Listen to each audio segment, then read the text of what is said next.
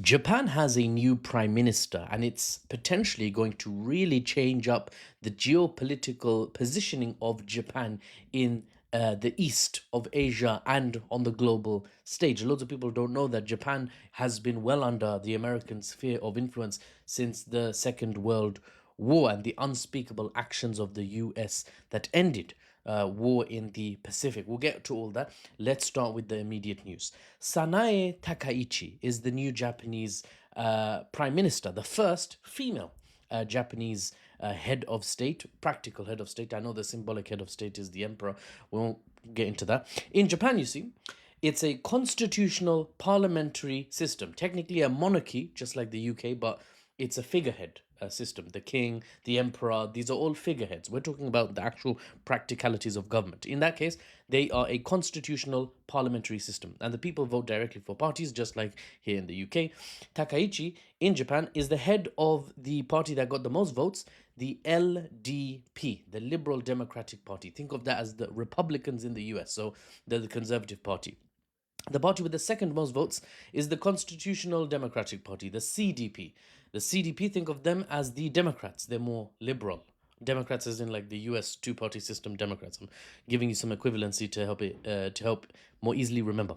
So the LDP, the Conservatives, i.e., the Republican equivalents, roughly, they won. And despite also pulling in smaller parties, Takaichi's government doesn't have a majority in Japanese parliament, the Shugi-in. They are 2 votes, the lower house. They're 2 votes shy of the majority needed. So this may be challenging, legislatively speaking, in terms of governance moving forward, as legislation pushed by the party in power in Japan, they'll need to rely on parliamentarians of the other side or outside the ruling party and their coalition um, to get the majority they need to push through the laws. But the most important thing to note for the outside world, because we're not Japanese, right? And I don't want to get too much into internal Japanese politics. I want to focus on the geopolitics. Beyond Japan, the most important thing is how is this new prime minister going to behave? Takaichi is conservative. Her stance on 2 things in particular I want to call out because they stand out in terms of the geopolitical positioning of Japan moving forward. First off, she is pro Japanese nationalism, focusing on Japan first, essentially, and championing, let me try again, championing the people of the islands and celebrating their, you could say, Japaneseness, right? Now, Japanese nationalism, nationalism generally, one could argue, is not harmful in isolation. I have to point that out. But of course, as history has shown, it has been weaponized quite strongly on many occasions, including in Japan. They have an imperial past, Imperial Japan during World War II, taking over the Chinese mainland and causing all kinds of madness, to put it bluntly. Anyway, so she's pro Japanese nationalism. Where's that going to take Japan? We'll talk about it later. The second thing that is standout, I would say, arguably, is bigger. And that's Takaichi has indicated that she does not look favorably at the pacifist doctrine of Japan. Now, this doctrine is simple, but many people don't know about it. In 1945, America had beaten back the Japanese in the Pacific. Pearl Harbor happened, Battle of Midway happened, all kinds happened. There was a great war in the Pacific between America in the far east and Japan in the far west. If Pacific is in the middle, we're framing it that way, right? The Japanese imperial fleet by the end of the war, near the end of the war, was no match for America's naval power and the industrial powerhouse that America was able to muster off the back of the giant industrial heartlands found on the US mainland. Cut off from the occupied territories that Japan had taken in the ASEAN region, modern day Indonesia, Malaysia, think of the archipelago, Japan didn't have access to the resources it once did and the resources they needed from the ASEAN region to continue to sustain their war machine. Yet, instead of surrounding the island and the home islands of Japan, Kyushu, Honshu, Shikoku, maybe even Hokkaido, instead of just surrounding them and demanding negotiations, America did the unthinkable. Something that no doubt, if the losing side or any side outside the Western sphere of influence today, if they had done, condemnation and outcry would be colossal, potentially second to no other condemnation and outcry for any single other event in human history. But America did it. America did it, sorry. And so, history is written by the winners, right? America didn't threaten doing what I'm about to say. They did it. And they did it twice. And then they justified it to this day. Ask an American, was this justified? They'll start giving you reasons. Oh, we can't invade. Oh, so many soldiers. We have to take care of our soldiers. We have to make sure. Blah, blah, blah, blah. I don't want to hear it. On August the 6th, here's the facts. On August the 6th, facts without the Western spin, guys. It's about to get messy up in here. On August the 6th, 1945, then August the 9th of the same year, the United States dropped an atomic bomb on each of those days on the Japanese cities of Hiroshima and Nagasaki, on the island of Kyushu, the southernmost Japanese island. They wiped out immediately or later as part of the after effects of nuclear fallout or radiation sickness hundreds of thousands of civilians on the Japanese mainland. Japan surrendered unconditionally to the Allies shortly after. Now, the Allies, led by America here in the Pacific, imposed upon Japan thereafter a set of, straight after doing this, a set of conditions on Japan that ensured these islands would never again rise up to oppose the US or their allies. Part of this surrender package, essentially, part of this was the pacifist component of Japan's new post-war, post-surrender constitution.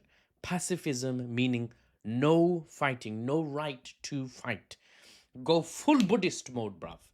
Japan was forced to give up its right to ever have a military, to ever be allowed to engage in war. Instead, the nation that bombed them with atomic weapons, only time in human history that nukes have ever been used on civilians or or cities or anything.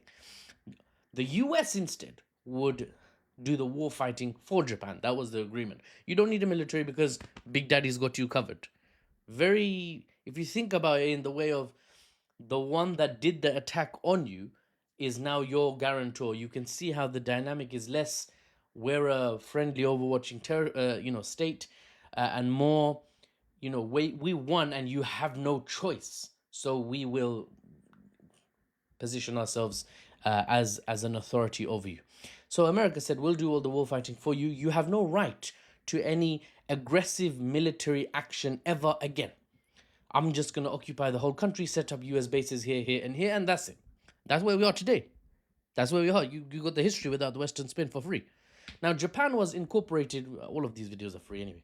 Japan was incorporated into the American sphere of influence. Economically, they became part of the Western system, for better or worse.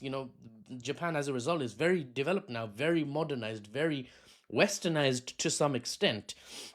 Is one of the few advanced economies in East Asia because it's part of the Western sphere. That's also why, interestingly enough, if you ever thought about it or stopped to wonder, that's why Japanese cars are all over the West, right? Toyota, Honda, Lexus, Mitsubishi. Why are they here? That's Japan. Does Japan? You don't have Chinese cars here, or you have Japanese cars because they're part of the Western economic system. It's very closely tied to the rest of the Western world since the Second World War. And to this day, Japan doesn't have a formal army. To this day, with any mandate, they have no army, with any mandate, meaning permission to conduct war. They still rely technically on the US. Now, coming full circle to the start of this video, Takaichi, the new prime minister, may say World War II was a long time ago, and we can no longer rely, or perhaps no longer wish to rely, on the US as the guarantor of our defense. We've seen across the world how that has worked out recently, and we're like, yeah, no thanks, bruv. Japan can defend herself, Takaichi may say. And so the pacifism component of Japan's constitution may be revised or removed altogether. And for the first time since the Second World War, for better or worse, I'm not cheering this on, I'm just giving you what might happen as a fact based on, the information available.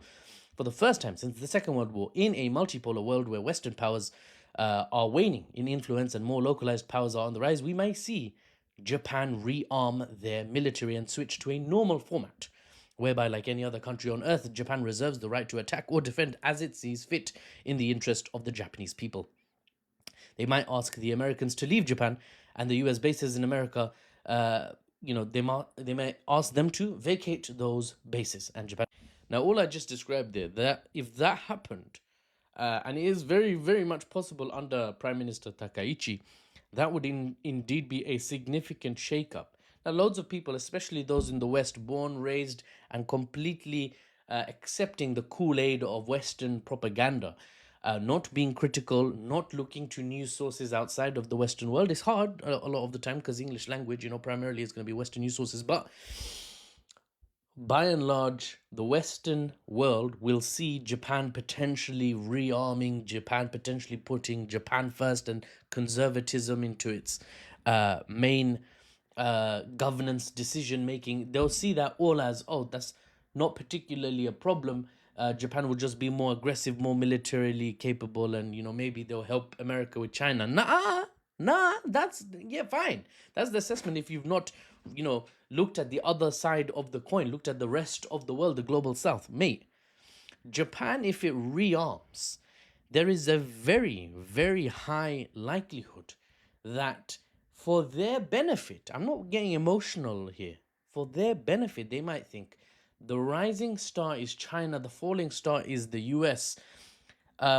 Maybe we should align with literally the guy next door who's building himself up to be the center of planet Earth in terms of industrial capacity, technology, especially green tech, clean tech, renewable tech, military capabilities. The velocity, the speed at which advancements are being made by China is significantly faster than the US. The culture difference between Japan and China is much less than the culture difference between the US and Japan, even after decades of, obviously, the US exporting their culture into Japan. Go to Japan, look up documentaries on Japan.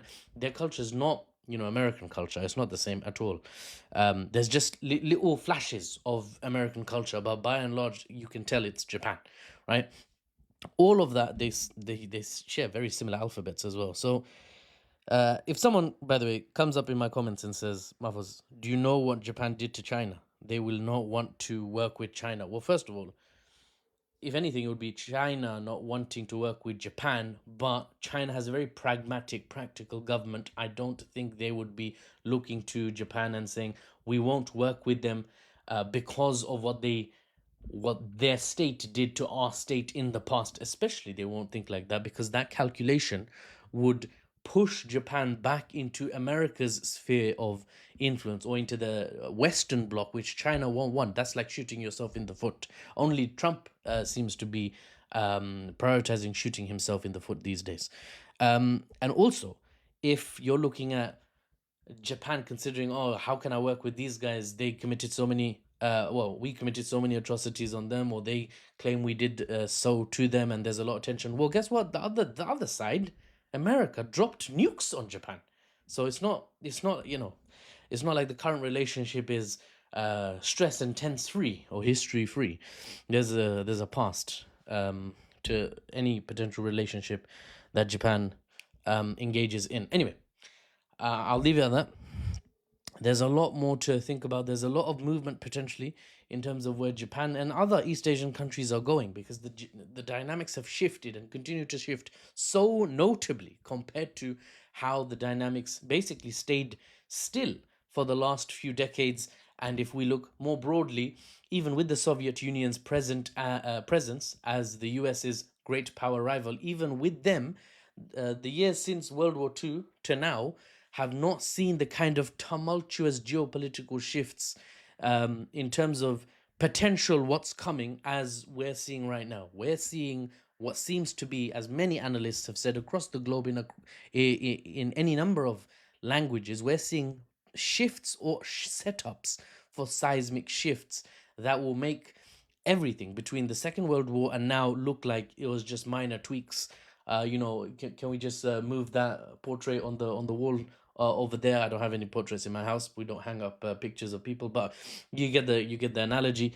And in terms of small tweaks, that's what we've been seeing so far. But we might see huge shifts, and Japan potentially, as one of the few advanced economies in East Asia, might contribute to that. They have technology, they have military, they have a culture very similar to other East Asian countries if they can leverage that to reposition themselves in this new global south rising world order, this new multipolar world, if they can reposition themselves to benefit Japan, it might be extremely beneficial, mutually beneficial. It might be good for Japan, who can better integrate into the region and doesn't have to rely on the US. It might be good for China and Western bloc nations, because they can tap into Japan's decades of technology and military capabilities, specifically technology, military. Japan will have had Americans safeguarding American technology from the Japanese. The Japanese won't have anything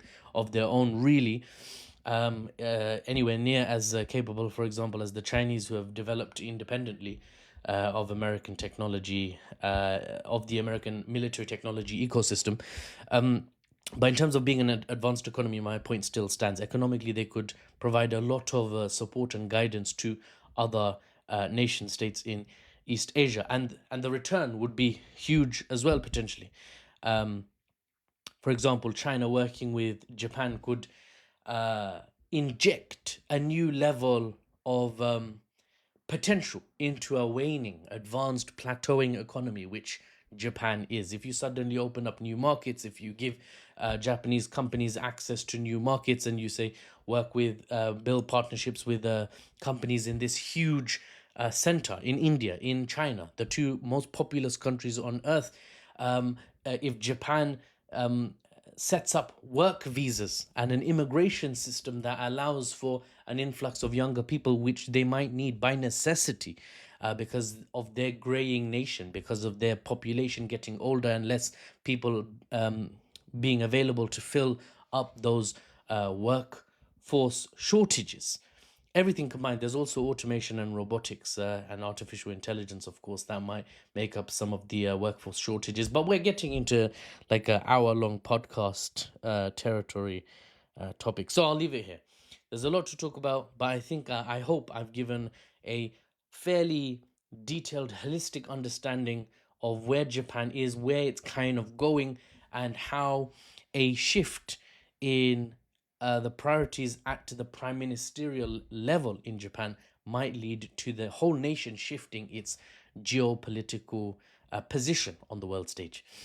For the unbiased news and analysis without the Western spin, I'm Mahfuz, and I'll see you on the next one. Didn't have many jokes on this one, did I? Was I rambling the whole time, or was I don't know. We'll see in the comments.